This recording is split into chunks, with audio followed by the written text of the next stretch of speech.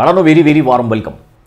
आपली class 12ची 2023-24ची state board MST-CETची batch सुरू झालेली आहे आणि ही बॅच तुम्ही केव्हा पण जॉईन करू शकता. आता ही बॅच कशी जॉईन करायची, याची काय प्रोसिजर आहे, किती फीज आहे, याच्यासाठी तुम्हाला या स्लाईडमध्ये सगळी माहिती भेटेल. आणि मी सोबत एक सेपरेट व्हिडिओसुद्धा बनवलेला आहे, तो व्हिडिओसुद्धा तुम्ही बघू शकता. आणि आपल्या 2023-24च्या बॅचबद्दलची ही सगळी माहिती तुम्हाला या स्लाईडमध्ये सुद्धा दिसेल. आणि अधिक काही तुम्हाला शंका असतील, तुम्हाला विचारायचं असेल तर या कॉन्टॅक्ट नंबरवर सुद्धा तुम्ही विचारू शकता. आणि त्याचबरोबर आपलं आजचं हे जे लेक्चर आहे 12वीच्या बॅचचं, तर ते एक डेमो लेक्चर आहे. आता बघा की तुमचे हे जे 12वीचा सिलेबस आहे किंवा ही जी तुमची 12वीची बॅच आहे त्याच्यामध्ये टोटली तुम्हाला 15 चॅप्टर्स दिलेले आहेत. त्याच्यापैकी जे पहिले 2 चॅप्टर्स तुम्हाला दिसतात त्याच्यामध्ये तुम्हाला जे ऑर्गॅनिझम आहेत त्याच्यामध्ये कशा प्रकारचं रिप्रोडक्शन होते त्याचा स्टडी करायचा आहे. पहिलं जे चॅप्टर आहे ज्याचं नाव आहे reproduction in lower and higher plants. याच्यामध्ये तुम्हाला जे लोअर प्लांट आहेत आणि जे हायर प्लांट आहेत त्याच्यामध्ये कशा प्रकारचं रिप्रोडक्शन होते त्याचा स्टडी तुम्हाला करायचा आहे, त्याचा अभ्यास तुम्हाला करायचा आहे. त्याचबरोबर जे दुसरं चॅप्टर आहे ज्याचं नाव आहे reproduction in lower and higher animals. त्याच्यामध्ये जी लोअर ॲनिमल आहेत आणि जे हायर ॲनिमल्स आहेत त्यांच्यामध्ये कशा प्रकारचं रिप्रोडक्शन होते याचा तुम्हाला स्टडी करायचा आहे. तशा प्रकारचे पहिले 2 चॅप्टर जे आहेत ते रिप्रोडक्शनची रिलेटेड आहेत. एक एक करून आपण त्याचा स्टडी करणार. आता बघा की जे पहिलं जे चॅप्टर आहे ज्याचं नाव आहे reproduction in lower and higher plants. तर याच्या टायटलवरून तुमच्या लक्षात येईल की या चॅप्टरमध्ये तुम्ही काय शिकणार.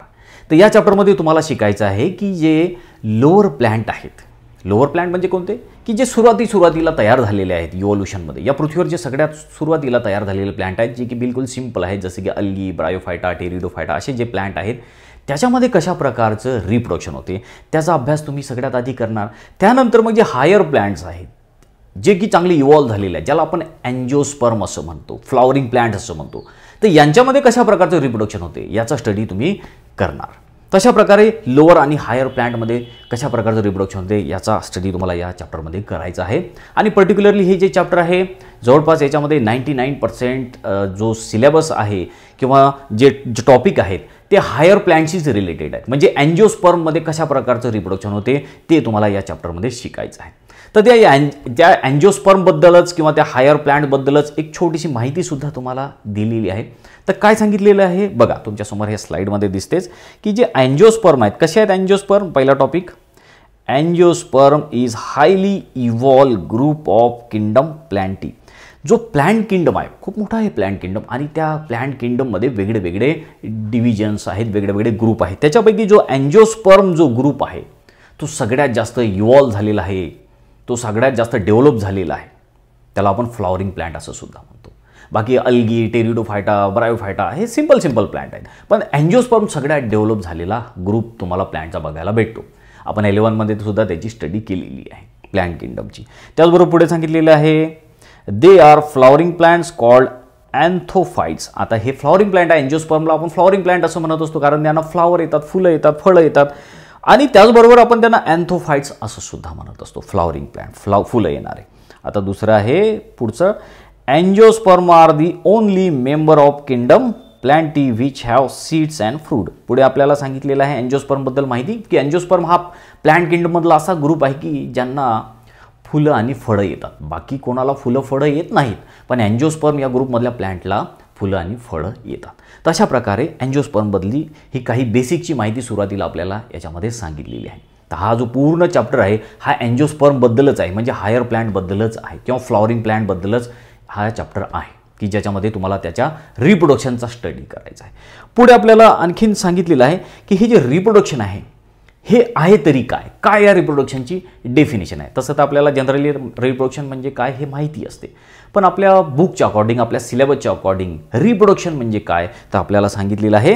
काय रिप्रोडक्शन? रिप्रोडक्शन म्हणजे reproduction is the production of young ones like parents. आता हा जो पोअर वर्ड आलेला आहे हा इथे नाही आहे, हा थोडासा मिस्टेकने आलेला आहे, हे लक्षात घ्या. काय रिप्रोडक्शन? रिप्रोडक्शन म्हणजे production of young ones like parents.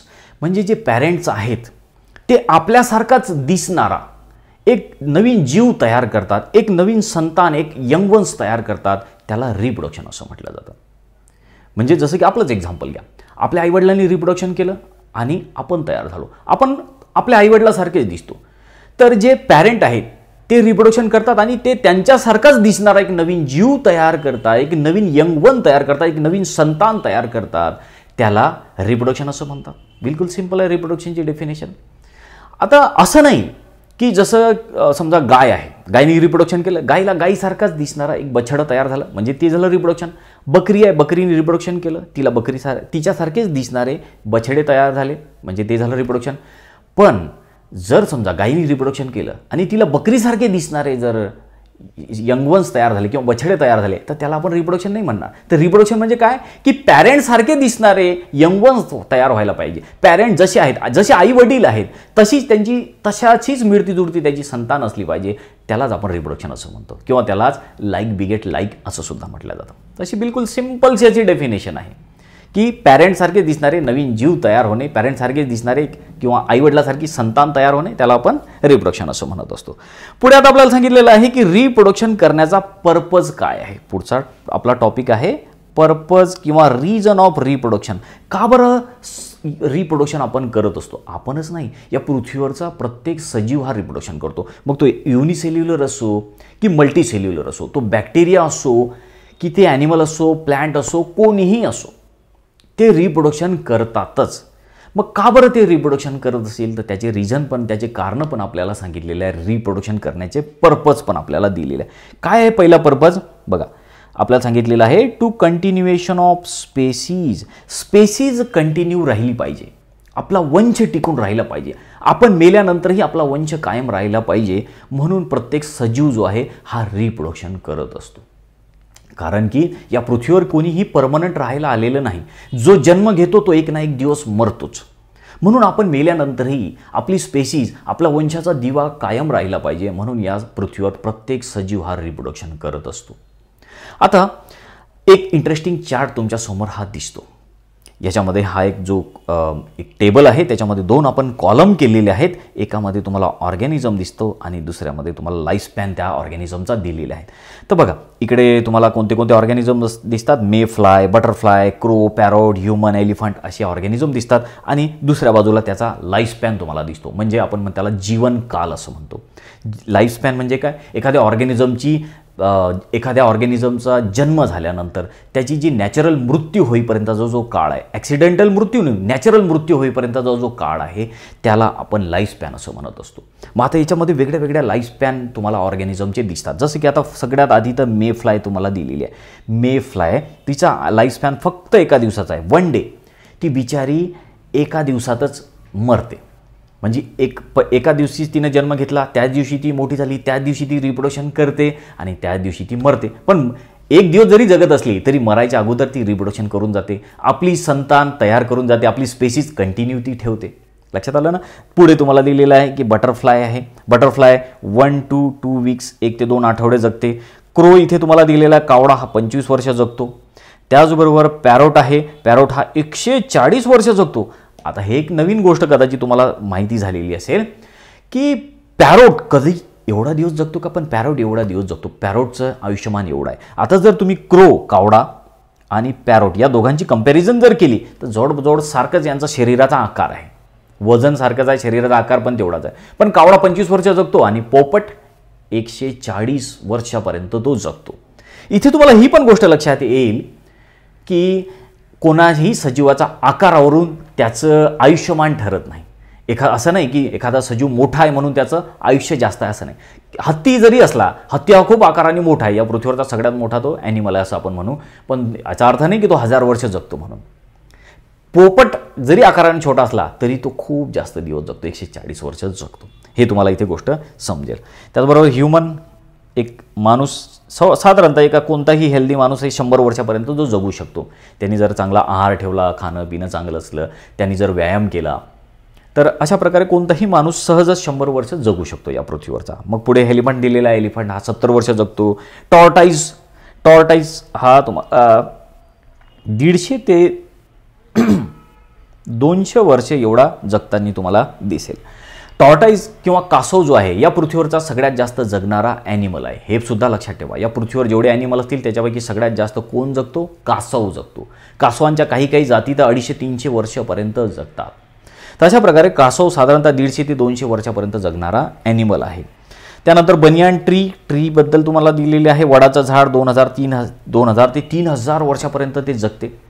पण इथून काय तुम्हाला समजते की कोणी 1 वर्ष जगो की 1000 वर्ष जगो, एक ना एक दिवस त्याला मरण्याचं आहे. पण मरायच्या अगोदर तो आपली स्पेसीज तयार करतो, आपली संतान तयार करतो, एक आपल्यासारखा सजीव या पृथ्वीवर सोडून जातो. त्यामुळे लाईफ ही कंटिन्यू राहते, स्पेसीज कंटिन्यू राहते. दुसरा पर्पज काय रिप्रोडक्शन करण्याचा? का बरं सजीव रिप्रोडक्शन करत असतात? तर दुसरा पर्पज आहे तो म्हणजे कंटिन्युटी ऑफ लाईफ. या पृथ्वीवर लाईफ कंटिन्यू राहिली पाहिजे, या पृथ्वीवर जीवन टिकून राहिले पाहिजे, म्हणून आपण प्रत्येकजण रिप्रोडक्शन करत असतो. असं कल्पना करा की जर समजा कोणत्याही ऑर्गॅनिझमनी रिप्रोडक्शन करणंच थांबवलं तर काय होईल? या पृथ्वीवर लाईफच राहणार नाही. असं कल्पना करा की जेवढे माणसं आहे या पृथ्वीवरती त्या सगळ्यांनी रिप्रोडक्शनच थांबवलं तर काय होईल? या पृथ्वीवर हळूहळू सगळे माणसं नष्ट होऊन जातील. म्हणजेच काय की या पृथ्वीवर जर लाईफ कंटिन्यू ठेवायची असेल, जीवन या पृथ्वीवर कंटिन्यू ठेवायचं असेल तर प्रत्येकाला रिप्रोडक्शन करावंच लागते. तशा प्रकारे 2 महत्त्वाचे पर्पज आपल्याला समजतात की रिप्रोडक्शन करण्याचे काय पर्पज आहेत. तर आता बघा की आपण रिप्रोडक्शनची डेफिनेशन पण बघितली, पर्पज पण बघितला, काही इंटरेस्टिंग माहिती पण आपण आतापर्यंत बघितलेली आहे. आता रिप्रोडक्शनचे टाईप्स आपण समजून घेणार. पुढचा आपला टॉपिक आहे की रिप्रोडक्शनचे टाईप्स किंवा रिप्रोडक्शनचे मेथड किती आहेत. तर आपल्याला सांगितलेलं आहे 2 methods of reproduction. There are 2 methods. 2 method आहे रिप्रोडक्शनच्या. या पृथ्वीवर कोणतेही ऑर्गॅनिझम असो, मग तो बॅक्टेरिया असो, प्लांट असो, ॲनिमल असो, युनिसेल्युलर असो, मल्टीसेल्युलर असो, या 2 मेथडनीच तो रिप्रोडक्शन करतो. कोणत्या ह्या 2 मेथड रिप्रोडक्शनच्या? पहिली मेथड आहे ती म्हणजे एसेक्शुअल रिप्रोडक्शन आणि दुसरी मेथड आहे ती म्हणजे सेक्शुअल रिप्रोडक्शन. तर अशा 2 आपण मराठी त्याला लैंगिक अलैंगिक वगैरे असं म्हणत असतो. तर सेक्शुअल आणि एसेक्शुअल रिप्रोडक्शन मेथड अशा 2 मेथड आहे रिप्रोडक्शन करण्याच्या. आता ह्या दोन्हींचा स्टडी आपल्याला एक एक करून करायचा आहे. डिटेलमध्ये आपण हे सगळं काही समजून घेणार आहोत वाढवणं. पण त्याच्या अगोदर हे सेक्शुअल आणि एसेक्शुअल रिप्रोडक्शनमधला डिफरन्स आपल्याला समजून घ्यायचा आहे. खूपच इम्पॉर्टंट हा पॉईंट आहे. हा खूपच इम्पॉर्टंट तुमच्यासाठीचा टॉपिक आहे की एसेक्शुअल रिप्रोडक्शन म्हणजे काय, सेक्शुअल रिप्रोडक्शन म्हणजे काय. तर या प्रत्येकाचे काय काय वैशिष्ट्य आहे, काय काय फीचर आहे, काय कॅरेक्टरिस्टिक्स आहे ते या चार्टमध्ये तुम्हाला समजणार आहे. बिलकुल सोपं आहे, बिलकुल इझी आहेत आणि सगळं काही व्यवस्थित तऱ्हेने लक्षात ठेवा. तुम्हाला डिफरन्स समजून येईल की सेक्शुअल रिप्रोडक्शनमध्ये काय होत असते आणि एसेक्शुअल रिप्रोडक्शनमध्ये काय होत असते. एक एक करून आपण हे पॉईंट समजून घेणार. बघा सगळ्यात आधी तर एसेक्शुअल रिप्रोडक्शनमध्ये काय सांगितलेलं आपल्याला. कसं आहे एसेक्शुअल रिप्रोडक्शन? पहिला पॉईंट आहे it is always uniparental. Asexual reproduction नेहमी युनिपॅरेंटल असते. युनी म्हणजे काय? युनी म्हणजे एक आणि पॅरेंटल एकाच पॅरेंटपासून होणारं हे रिप्रोडक्शन आहे. इथे 2 पॅरेंटची गरज पडत नाही. आई वडील नर मादा अशा दोघांची गरज इथे पडत नाही. एका पॅरेंटपासून सुद्धा हे रिप्रोडक्शन होऊ शकते. मग तो एक पॅरेंट एक तर मेल असू शकतो, एक तर फिमेल असू शकते, एक तर नर किंवा मादा असू शकते. इथे लक्षात आलं का? तुमच्या एकाच पॅरेंटपासून होणारं जे रिप्रोडक्शन आहे त्याला आपण एसेक्शुअल रिप्रोडक्शन असं म्हणत असतो. त्याचबरोबर आता सेक्शुअल रिप्रोडक्शन कसं आहे तर आपल्याला सांगितलेलं आहे it is usually by parental. आता हे जनरली बाय पॅरेंटल. बाय म्हणजे का? 2. शक्यतो सेक्शुअल रिप्रोडक्शनमध्ये 2 पॅरेंटची गरज असते. आई वडील, मेल फिमेल, नर मादा, तर अशा दोघांपासून होणारं हे रिप्रोडक्शन आहे. पुढे आपल्याला सांगितलेलं आहे बघा पुढचा टॉपिक आपल्याला सांगितलेला आहे गॅमिट्स आर नॉट फॉर्म. आता एसेक्शुअल रिप्रोडक्शनमध्ये गमिट कधीही फॉर्म होत नाही. गमिट्स म्हणजे काय? सेक्स सेल्स असं आपण म्हणत असतो. काय म्हणतो आपण गमिटला? सेक्स सेल्स असतात ह्या. जसं की स्पर्म आहे, मेलमध्ये असलेले स्पर्म आणि मुलींमध्ये ओहम किंवा एग म्हणतो आपण त्यांना, अंडपेशी. तर हे सेक्स सेल्स असतात. तर एसेक्शुअल रिप्रोडक्शन जे ऑर्गॅनिझम करतात त्यांच्यामध्ये हे गमिट कधीही तयार होत नाही. हे सेक्स सेल्स कधीही तयार होत नाही. स्पर्म कधीही तयार होत नाही. यांना काही गरजच नसते याची. गमिटच तयार होत नाही त्याच्यामध्ये. पण सेक्शुअल रिप्रोडक्शनमध्ये मात्र गमिट तयार होतात. Gametes R always form. काय सांगितलेलं आहे? सेक्शुअल रिप्रोडक्शनमध्ये गमिट तयार होत असतात. म्हणजे सेक्स सेल्स किंवा जे स्पर्म आणि ओहम आहे ते तयार होत असतात. त्यानंतर पुढचा पॉईंट सांगितलेला आपल्याला नो फर्टिलायझेशन. या एसेक्शुअल रिप्रोडक्शनमध्ये फर्टिलायझेशनच होत नाही. फर्टिलायझेशन म्हणजे काय? मेल आणि फिमेल गमिटची भेट होणे. जसं की आता हा आहे स्पर्म, बरोबर आहे, हा स्पर्म आहे आणि हे आहे अंडपेशी, ओहम म्हणतो आपण याला किंवा एग असं म्हणतो. तर हा आहे मेलमध्ये असलेला स्पर्म आणि हा फिमेलमध्ये असलेला अंड किंवा गमिट. तर या दोघांची जी भेट आहे मेल आणि फिमेल्सच्या गमिटची म्हणजे स्पर्म आणि अंड्याची जी भेट आहे, दोघं एकमेकाला येऊन जे भेटतात त्याला आपण फर्टिलायझेशन असं म्हणतो. फ्युजन आणि फर्टिलायझेशन. तर हे फर्टिलायझेशन एसेक्शुअल रिप्रोडक्शनमध्ये होतच नाही कारण तिथे गमिटच तयार होत नाही. लक्षात आलं ना. एसेक्शुअल रिप्रोडक्शनमध्ये गमीटस नसतात आणि गमीटस नसले तर फर्टिलायझेशन होणार नाही. पण मात्र सेक्शुअल रिप्रोडक्शनमध्ये फर्टिलायझेशन होत असते. Fertilization takes place. मेल आणि फिमेल गमीटची भेट होते. स्पर्म आणि ओहमची अंड्याची इथे भेट होत असते सेक्शुअल रिप्रोडक्शनमध्ये. आता पुढे आपल्याला आणखीन सांगितलेलं आहे पुढचा एसेक्शुअल रिप्रोडक्शनमधला पॉईंट, तो म्हणजे ओनली मायटॉसिस ऑकर.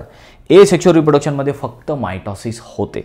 पण हे जे सेक्शुअल रिप्रोडक्शनमध्ये आहे it involve both meiosis and mitosis. पण सेक्शुअल रिप्रोडक्शनमध्ये मात्र ह्या दोन्ही सेल डिव्हिजनच्या मेथड इथे होतात. मायटॉसिस पण होते आणि मिओसिस पण होते. आता मायटॉसिस आणि मिओसिस कसं होते, कशा प्रकारे मायटॉसिस आणि मिओसिसनी स्पर्म तयार होतो, ओहम तयार होते, हे सगळी माहिती जी आहे हे आपण पुढे या दोन्ही चॅप्टरमध्ये शिकणारच. आता बघा पुढे आणखीन टॉपिक आपल्याला पुढचा पॉईंट सांगितलेला आहे. Young one are genetically and morphologically identical hence called clones. आता पुढचा टॉपिक सांगितलेला आपल्याला की एसेक्शुअल रिप्रोडक्शनमध्ये जे यंग वन्स तयार होतात, जी संतान तयार होते ती जिनेटिकली आणि मॉर्फॉलॉजिकली आपल्या आई किंवा वडिलासारखी असते, आपल्या पॅरेंटसारखी असते. म्हणून आपण त्याला क्लोन्स असं सुद्धा म्हणतो. म्हणजे जसं की आता फॉर एक्झाम्पल बघा एसेक्शुअल रिप्रोडक्शन ही युनिपॅरेंटल आहे, म्हणजे एकाच पॅरेंटपासून. आता हा आपण असं कन्सिडर करू हा एक पॅरेंट आहे, त्याला आपण पी असं म्हणू. या पॅरेंटनी रिप्रोडक्शन केलं म्हणजे मायटॉसिस केलं आणि हे एक नवीन जीव तयार झाला किंवा हे यंग वन्स तयार झालं. बरोबर आहे. याला आपण वायनी दाखवू. यंग वन्स म्हणजे काय, संतान. हा पॅरेंट आहे आणि हे त्याची यंग वन किंवा संतान आहे. आता हे जे यंग वन आहे किंवा ही जी याचं मूलबाळ असेल किंवा जे संतान असेल हे आपल्या या पॅरेंटची एक्झॅक्ट कॉपी असते. हे बिलकुल आपल्या पॅरेंटसारखंच दिसते आणि त्याचबरोबर याची जी जीन्सची रचना आहे, याचं जे DNA आहे तो सुद्धा आपल्या पॅरेंटसारखाच असतो. एक्झॅक्ट कॉपी असते. जसं आई वडील असतील किंवा जसा पॅरेंट असेल तसंच ते यंग वन्स किंवा त्याचीच ती संतान असते. दोघे एकमेकाशी बिलकुल सेम टू सेम असतात. म्हणून यांना क्लोन्स असं सुद्धा म्हटलं जातं. आणि एसेक्शुअल रिप्रोडक्शनमध्ये असे क्लोन्स तयार होत असतात, एक्झॅक्ट कॉपी. तुम्ही पिक्चर वगैरेमध्ये पण बघत असताल की क्लोन्स म्हणजे काय, एक्झॅक्ट एकमेकासारखी कॉपी. आता समजा मी आहे, माणसांची आता ह्युमन क्लोनवर बंदी आहे, तुम्हाला माहीत असेल. डॉलीची पहिली क्लोन होती तर ती कशी तयार झाली याचा सुद्धा मी एक जनरल नॉलेज सायन्स GK मध्ये एक व्हिडिओ बनवलेला आहे. तुम्ही सुद्धा आपल्या या प्लेलिस्टमध्ये जाऊन तो व्हिडिओ बघू शकता की क्लोन्स म्हणजे काय, क्लोनिंग कसं करतात, डॉली कशी पहिले क्लोनिंग तयार झालेली आहे वगैरे. तर कशी तयार झाली डॉली वगैरे. किंवा समजा एखादी आता मी आहे, आपलं जे एक्झाम्पल, माझं एक्झाम्पल सांगतो. मी आहे तर माझ्यासारखाच एक दुसरा बिलकुल सेम टू सेम माझ्यासारखा दिसणारा एखादा माणूस जर तयार केला, तो नुसतं माझ्यासारखाच दिसत नाही तर जसे माझ्या अंगातले DNA आहे, जीन्स आहेत, तसे सेम DNA किंवा जीन्स जर त्याचे असले तर तो एक्झॅक्ट माझी कॉपी आहे, म्हणजे तो माझा क्लोन झाला. नुसतं माझ्यासारखाच दिसत नाही तर माझे जीन्स पण तसेच आहे, त्याचे माझे DNAची रचना पण त्याच्यासारखीच आहे, म्हणजे तो हुबेहूब माझी कॉपी आहे. तर ते झाले क्लोन्स. तर असं कशाने पॉसिबल आहे, कोणत्या रिप्रोडक्शनच्या मेथडनी पॉसिबल आहे, एसेक्शुअल रिप्रोडक्शनच्या मेथडनी पॉसिबल आहे. पुढे सेक्शुअल रिप्रोडक्शनमध्ये होते का, तर आपल्याला सांगितलेलं आहे young ones are genetically different from parents. पण सेक्शुअल रिप्रोडक्शनमध्ये मात्र जे यंग वन्स आहेत, जी संतान आहे, जी संतती आहे, ती एक्झॅक्ट आपल्या आईवडिलाची कॉपी नसते. लक्षात घ्या, आपण जरी आपल्या आईवडिलापासून तयार झालेलं असलो तरी आपण आपल्या एक्झॅक्ट आई वडिलासारखे दिसत नाही. एक्झॅक्ट आपण आपल्या आई वडिलांची कॉपी नाही. थोडेफार गुणधर्म आईचे आलेले आहेत, थोडेफार वडिलाचे आलेले आहेत. बघा आता फॉर एक्झाम्पल की हे दोन पॅरेंट आहे आपले, हे आई आहे आणि हे आपले वडील आहे असं आपण कन्सिडर करू. हे काय झाले आपले पॅरेंट. या दोघांनी रिप्रोडक्शन केलं, हा एक नवीन जीव तयार झाला, याला आपण यंग वन असं म्हणू. आता हा जो यंग वन आहे याच्यामध्ये थोडेफार आईचे पण गुण आले, थोडेफार वडिलाचे पण गुण आले, म्हणजे हा थोडाफार आपल्या आईचा आणि वडिलासारखा दिसतो. एक्झॅक्ट ना आईसारखा आहे ना, एक्झॅक्ट वडिलासारखा आहे. तर अशा प्रकारे सेक्शुअल रिप्रोडक्शनमध्ये कधीही exact same to same copy तयार होत नाही किंवा क्लोन्स तयार होत नाही. लक्षात आलं. पुढचा टॉपिक आहे आपला तो म्हणजे पुढे सांगितले आपल्याला since there is no variation so it does not support evolution.